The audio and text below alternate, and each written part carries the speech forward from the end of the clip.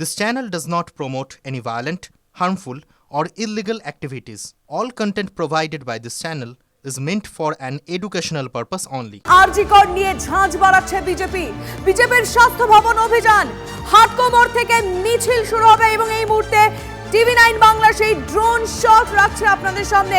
হাটকো মোড় থেকে এই মুহূর্তে একেবারে পাখির চোখ দিয়ে দেখতে পাচ্ছেন আপনারা হাটকো মোড়ে বিজেপির মিছিলের ছবি।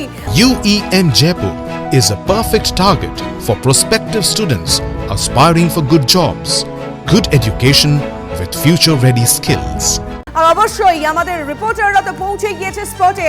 কত দূর মিছিল যাবে, এই মুহূর্তে কতজন উপস্থিত হয়েছেন, কারা কারা রয়েছেন, সব বিষয়ে তারা আপডেট দেবেন। আমাদের দুই রিপোর্টার এই মুহূর্তে রয়েছেন, প্রদীপ্ত কান্তি ঘোষ রয়েছেন, শুভজিৎ মিত্র। আমি দুজনের কাছে যাব। শুভজিৎ, এই মুহূর্তে ছবিটা কি দেখতে পাচ্ছ, আগে জানাও প্লিজ।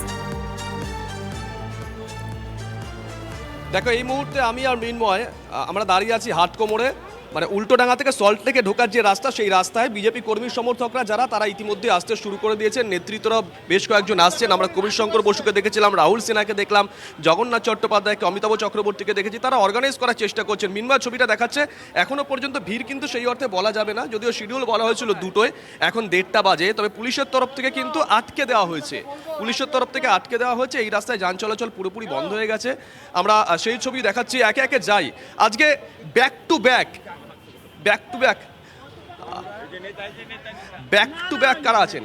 আচ্ছা, বিজেপি নেতৃত্বে যারা আছেন তারা এই মুহূর্তে কথা বলতে চাইছেন না। একটা স্পর্শকাতর ইস্যু, কারণ এটা সামাজিক ইস্যু, সেখানে পলিটিক্যাল একটা প্রোগ্রাম করা হচ্ছে, সেই বিষয়টা নিয়ে একটু খানিকটা আমরা জগন্নাথদাকে পেয়ে গেছি। আমরা জগন্নাথদা, ব্যাক টু ব্যাক আজকে 2 দিন সুপ্রিম কোর্টে তোপের মুখে পড়ছে রাজ্য সরকার। আজকে চিফ জাস্টিস বলছেন তার 30 বছরের পেশাগত জীবনে এই রকম অব্যবস্থা দেখেনি। দেখুন, এই অভূতপূর্ব ঘটনা। আমি জাস্টিস পার্ডিওয়ালার রিমার্কগুলো শুনছিলাম, তিনি 2-3টে খুব গুরুত্বপূর্ণ অবজারভেশন করলেন। এক হচ্ছে যে সকালবেলায় যখন দেহ পাওয়া গেল, একজন ডাক্তার নাকি তাকে শনাক্ত করলেন, ওই তিলোত্তমাকে, যে তিনি আনকনসিয়াস অবস্থায় পড়ে আছে। তো পশ্চিমবঙ্গ সরকারের একজন চিকিৎসক একজন মৃতদেহকে আইডেন্টিফাই করতে পারছেন না, তা দিয়ে জিডি এন্ট্রি হলো। আর তারপরে পোস্টমর্টেম হলো। পোস্টমর্টেমের পর রাত্রি 11:30টায় গিয়ে হচ্ছে আবার একটি অস্বাভাবিক মৃত্যু মামলা নথিভুক্ত হলো। এবং কখন ময়নাতদন্ত হওয়া, মৃতদেহ মায়ের হাতে দেওয়া, মৃতদেহ দাহ করে আসার পর হচ্ছে ইউডি কেসটি লজ হলো। জাস্টিস পার্দিওয়ালা প্রশ্ন তুলছেন যে আপনি যখন কোনো দেহকে ময়নাতদন্তের জন্য নিয়ে যাচ্ছেন, তাহলে কি ওই মৃত্যুটি অস্বাভাবিক নয়? যদি ওই মৃত্যু অস্বাভাবিক হয়ে থাকে, তাহলে কি করে আপনি ইউডিকে সেই মৃত্যু ঘটেছে সকাল 10:10 বলে আপনারা প্রথম দেখছেন, আর 11:35 বা 11:30টার পর, রাত্রি 11টার পর তার অস্বাভাবিক মৃত্যুর মামলা নথিভুক্ত হচ্ছে?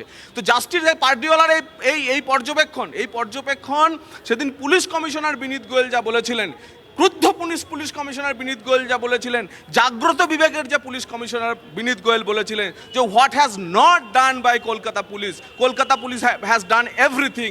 আমি শুধু 2টি শব্দ যোগ করতে চাই, ঠিক mister Vineet Goel, Kolkata police has done everything to destroy the evidences.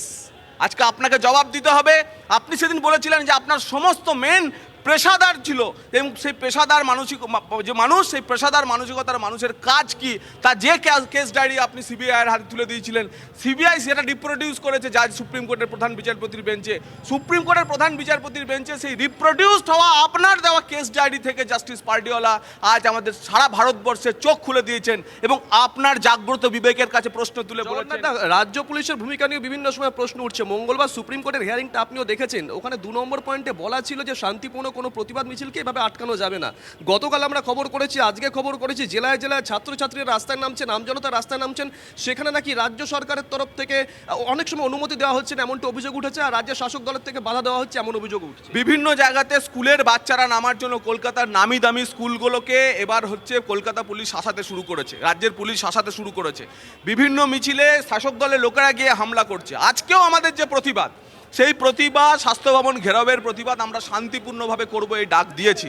কিন্তু আমাদের কাছে খবর আছে, যা আমরা ইতিমধ্যেই পুলিশকে জানিয়েছি, যে কিছু হুলিগান, এই চত্বর আপনারা জানেন, এই চত্বর সেই চত্বর যে চত্বরের কাউন্সিলর এখানে একটি আবাসনের মধ্যে অটো ঢুকিয়ে দিয়েছিল।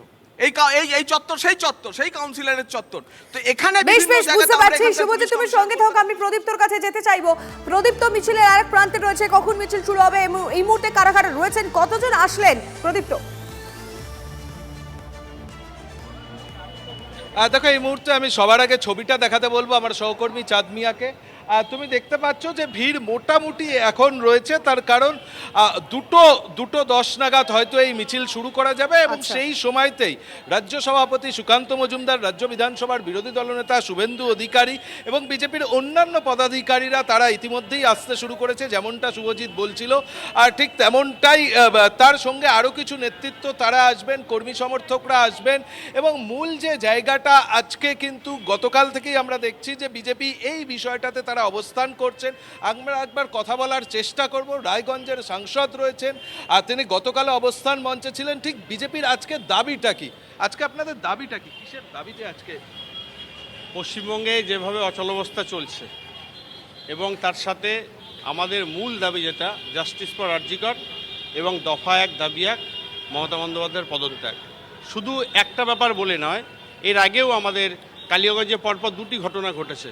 সেখানেও সাহেবঘাটায় একজন ছোট্ট বোনকে 12 ক্লাসের ছাত্রীকে ধর্ষণ করে খুন করা হয়েছে।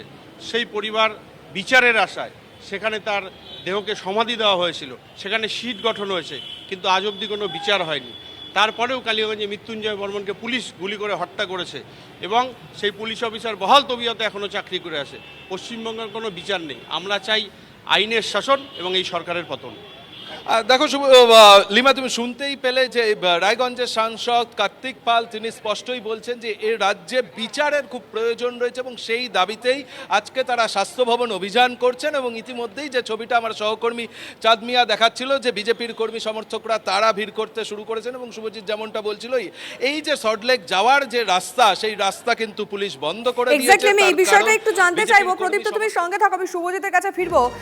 শুভজিৎ, এই যে নিরাপত্তার দিকটা, কারণ পুলিশের তরফ থেকে সব রকম ভাবে চেষ্টা করা হবে যাতে এই মিছিল আটকানো যায়। স্বাস্থ্য ভবন কেন, তার আগেই এই মিছিলটাকে আটকানোর জন্য সব রকম ভাবে তারা নাকি প্রস্তুতি নিয়েছেন। বাস্তবে ছবিটা কি দেখলে গিয়ে? দেখো, হাটকোর রাস্তা এই মুহূর্তে বন্ধ, এখানে গাড়ি চলাচল বন্ধ করে দেওয়া হয়েছে, কোনো পাবলিক ট্রান্সপোর্ট এখানে চলছে না। মৃন্ময় দেখাচ্ছি উঁচু করে, তবে খুব আটোসাটো নিরাপত্তা যে এই মুহূর্তে এখানে রয়েছে তেমনটা কিন্তু নয়। সামান্য কয়েকটা গার্ডরেল দেওয়া রয়েছে, যে খুশি ঢুকছেন বেরোচ্ছেন এরকমভাবে আটকানো হচ্ছে না। এই রাস্তায় তেমন পর্যাপ্ত পুলিশ কর্মীও দেওয়া হয়নি, কিন্তু আমরা যখন অফিস থেকে হাটকোর দিকে আসছিলাম তখন সল্ট থেকে জায়গায় জায়গায় দেখলাম পুলিশ মোতায়েন করা হয়েছে, জায়গায় জায়গায় পুলিশ মোতায়েন করা হয়েছে। আমরা দেখেছিলাম করুণাময়ী চত্বরে পুলিশ মোতায়েন করা হয়েছে, সিজে কমপ্লেক্সের সামনে পুলিশ মোতায়েন করা হয়েছে। আমরা দেখলাম একটু আগেই উইপ্রো মোড়, সেখানে পুলিশ মোতায়েন করা হয়েছে। শুধু পুলিশ মোতায়েন নয়, এখানে পুলিশের ভ্যান মোতায়েন করা হয়েছে, কমব্যাট ফোর্স মোতায়েন করা হয়েছে। অর্থাৎ এটুকু বোঝা যাচ্ছে যে পুলিশ হয়তো কিছুটা পর্যন্ত অ্যালাউ করলেও করতে পারে। যদি এখানে আটকে দেওয়ার হতো তাহলে এখানেই আটকে দিত ওই পুলিশ সংখ্যক মোতায়েন করে, কিন্তু এখানে আটকায়নি। মানে আমরা এই মুহূর্তে যেখানটা দাঁড়িয়ে আছি সেটা কিন্তু ভৌগোলিকভাবে সল্টলেকের মধ্যেই পড়ছে, মানে কলকাতা থেকে পেরিয়ে এসেছে। এবার সল্টলেকে যাওয়ার পথে কোথায় কি পুলিশ মোতায়েন সে ছবি আমরা দেখাবো, কোথায় পুলিশ আটকায় সেদিকেও নজর থাকবে। আমরা জগন্নাথ চট্টোপাধ্যায়ের সঙ্গে কথা বললাম। জগন্নাথ চট্টোপাধ্যায় একটা বিস্ফোরক অভিযোগ করলেন। তিনি বললেন তাদের কাছে খবর আছে কিছু হুলিগান আজকে এই মিছিলের মধ্যে ঢুকে পড়তে পারে, তারা বিশৃঙ্খল পরিস্থিতি তৈরি করতে পারে। তিনি বললেন কলকাতার পুলিশ কমিশনার এবং বিধাননগর পুলিশ কমিশনারকে পুরো বিষয়টা তারা ইনফর্ম করেছেন। এখন দেখার কি পরিস্থিতি হয়, নজর থাকবে আমাদের লিমা। এটা তো বড় খবর এই মুহূর্তে দাঁড়িয়ে শুভজিৎ, যে যেখানে দাঁড়িয়ে জগন্নাথ চট্টোপাধ্যায় তিনি বলছেন যে এই যে বিজেপির মিছিল সেখানে হুলিগানস থাকতে পারেন এবং তিনি সেটা জানিয়েছেন বিধাননগর পুলিশকে। সুতরাং কোথায় কি পরিস্থিতি, নিরাপত্তার দিকটা যেটা দেখাচ্ছি এই মুহূর্তে, দেখুন স্বাস্থ্য ভবনের সামনের ছবিটা।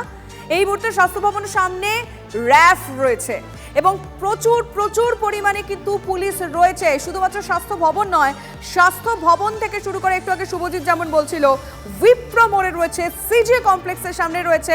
অর্থাৎ যেখান দিয়ে মিছিল এগোতে পারে সেই সমস্ত রাস্তায় পুলিশ কিন্তু তাদের মতো করে প্রস্তুত। কিন্তু তার মধ্যেও একটা বড় যে অভিযোগ এই মুহূর্তে জগন্নাথ চট্টোপাধ্যায় রাখলেন যে তাদের এই মিছিলে হুলিগানস থাকতে পারে, আর নিঃসন্দেহে একটা প্রশ্ন তো থাকে এই মিছিল নিয়ে।